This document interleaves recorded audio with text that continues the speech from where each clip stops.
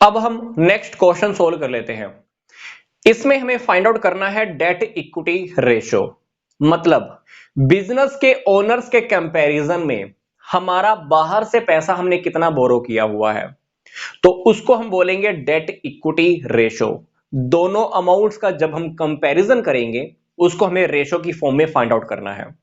तो यहां पे देखिए हमारे इक्विटी शेयर कैपिटल है 1,00,000, जर्नल रिजर्व गिवन है, प्रॉफिट एंड लॉस का बैलेंस गिवन है, डिबेंचर्स का बैलेंस गिवन है, ट्रेड पेबल्स का बैलेंस गिवन है और हमारे पास आउटस्टैंडिंग एक्सपेंसेस का भी बैलेंस गिवन है।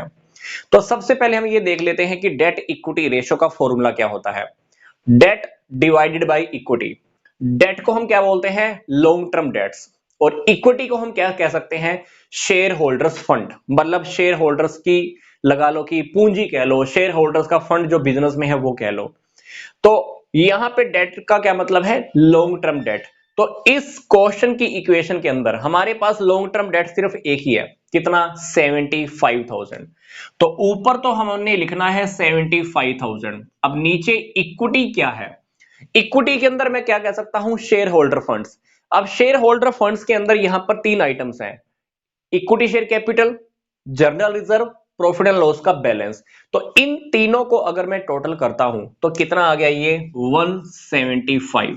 मैंने कौन कौन सी आइटम टोटल की है, 1 2 3, ये तीनों की तीनों किसी में आएंगी, शेयर होल्डर फंड्स के अंडर में आने वाली है, क्योंकि ये तो हो गया लॉन्ग टर्म डेट्स, और ये कौन सी हो गई, ये हमारी होगी, ऐसा लगा लीजिए, करंट लाइबिलिटीज। तो उस तीनों आइटम्स का हमारा इक्विटी के साथ कोई लेना देना नहीं है।